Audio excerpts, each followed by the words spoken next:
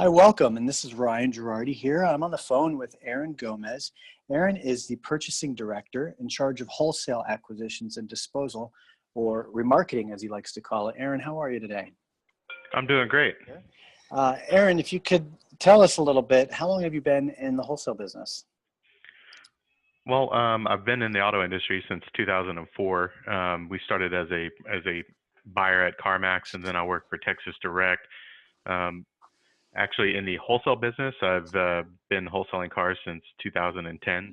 So at Epic now, how many cars, how many vehicles are you guys sourcing as a whole, and are you personally responsible for pretty much all of them?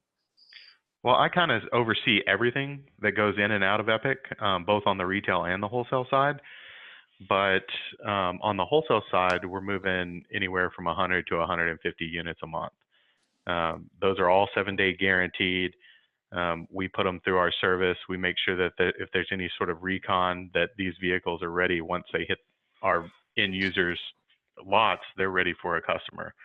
So like I said, on the wholesale, we're anywhere from 100 to 150. On the retail side, we're probably adding another 100 to 150 as well.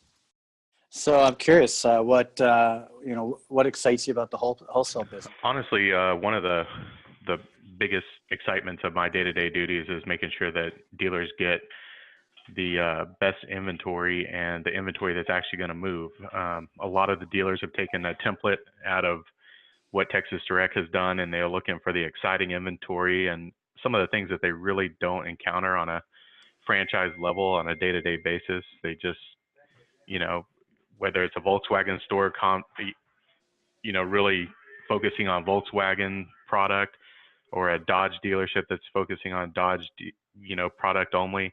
Um, it's really satisfying and rewarding to like get these guys to buy, say, a luxury vehicle or a lifted Ford truck, or for their used departments to make them more successful.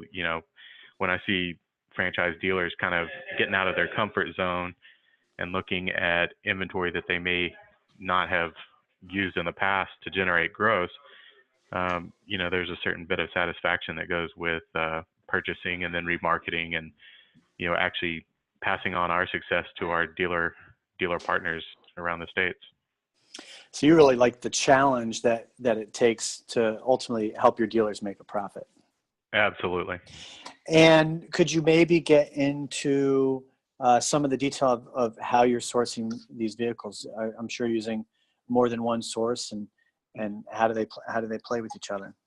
Absolutely. I mean, that's one of the biggest challenges as a acquisitions director, or somebody in the purchasing profession. Um, a lot of guys go to auctions to pick up vehicles, and that's one way of doing it. We have dealer partners that need to get rid of aged inventory, and we make offers on that. We help them liquidate their vehicles, and we in turn either retail it or move it to one of our other dealer partners after we certify that it's ready to go.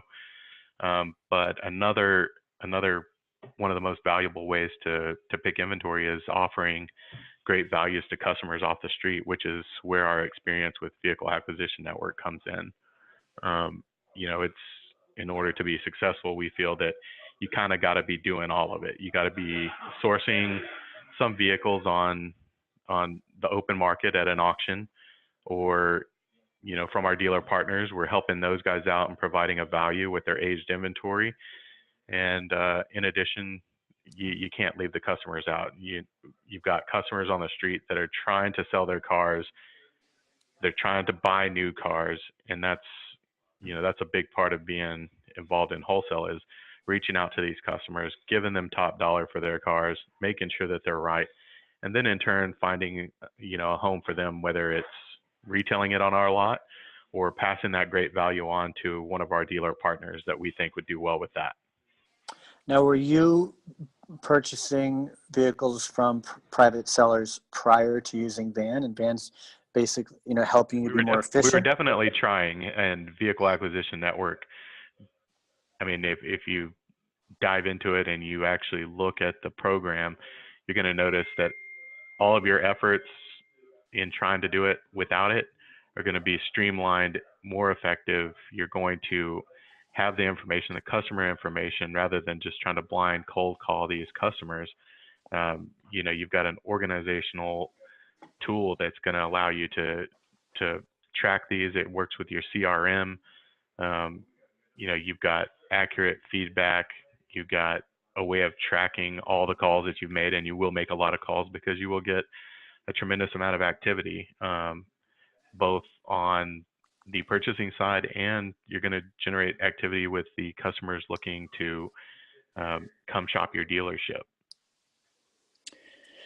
So what I'm hearing you say is the vehicle acquisition network is helping you be more efficient and streamlined with acquiring vehicles from private sellers. And now what you're seeing is that you've increased your opportunities because now you're able to reach more people more efficiently. So Absolutely. you know that you're going to actually be able to capture more business as you get better with your own process using the tool. 100%.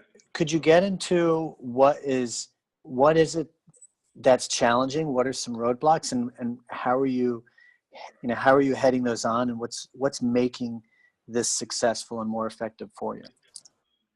Honestly, you're probably going to see it as a purchasing director. I'm going in 10 different directions at any given time. If you're going to make something like vehicle acquisition network successful, you have to have a dedicated person, or I'd like to say persons, in charge of reaching out to these customers, calling, following up, and making sure that their appointments they're showing up for their appointments. That's one challenge on it. Like most dealerships, you're gonna encounter the negative equity. There's gonna be people that are buried in their cars and they just don't have the ability to sell. I mean, they like the offer, but they don't know how they're going to come up with the negative equity. Mm-hmm. One thing that helps us as a major retailer here in the Cypress area of Houston, we can offer tax savings. We can give them better value. We can, trade them into a new car, which will allow them to absorb some of their negative equity on one of the significant values that we provide. So it's going to be one of those things that every dealership has to kind of find their niche, their best practices with it. These are vehicles that have not hit the open market yet. They haven't been to an auction. They haven't been to a dealership, and sometimes opening this doorway to talk to consumers is where you're going to find the just great valuable cars that you may not, I mean, dealerships get frustrated through cycles in the market. I mean, when stuff goes right now, we're seeing an increase in the market, and we're seeing dealers unable to buy vehicles at the auction when they could offer significant values to their customers. Vehicle acquisition network allows you to get inventory that you might not see at an auction. Sure. Whether it might be because the dealers want to keep it because they know that they've got a valuable product right now and they want to keep that for the retail consumers, or they just don't want to liquidate it through an auction. So, the only way that you can really subsidize or supplement, rather, Mm-hmm. this inability to get inventory is to, get down to the basics and say, hey, I'd like to buy your car. What would you sell it to me for? And I think without vehicle acquisition network, how do you do that? You look on eBay, you look on autos.com. You're going to spend a lot of time sourcing through every option out there when vehicle acquisition network does it for you in a heartbeat, and you get the email and you probably get 200 of them. I mean, if it hits the open market from a consumer to sell their car, you're going to get a notification for it. So is it fair to say that the private seller markets tend to have, what you're saying is that there are vehicles in the private seller markets that you're just not going to find easily anywhere else? Absolutely. A little more variety, huh? More variety. I mean, and it's like everything else. You gotta you got to sort through it. You got to make sure that it is what it is. But I mean, you're going to have more opportunity. I can't remember the last time I saw a white Audi R8 A8 running through the auction in perfect, pristine condition. You know, we're working a deal with a customer for their Audi A8 that, you know, was sent to us through Vehicle Acquisition Network. I mean, you're going to see things that you're not going to see at an auction. That's just a fact. So you've been in the wholesale business for a little over, I guess, 10, 12, a little over 12 years now. Has it changed much in your eyes and, you know, in that time? The evolution of wholesale is completely different than it was even, say, 2 years ago or even 3 years ago. I mean, we've seen a revolution with, you know, franchise dealers and a lot of dealers, you know, migrating to technology such as vAuto or, you know, Dealer Track or whatever else is on the market that helps them aggressively price things for an online consumer. Well, you know, the days of buying cars at an auction and taking them to another auction and making lots of money doing that are, you know, disappearing. You know, you've got to find, you have to have a tangent that's going to tell you, hey, look, these are the cars that are performing well. These are the cars that sell within 10 days of hitting your lot. These are the cars that have a tendency to sit longer on your lot.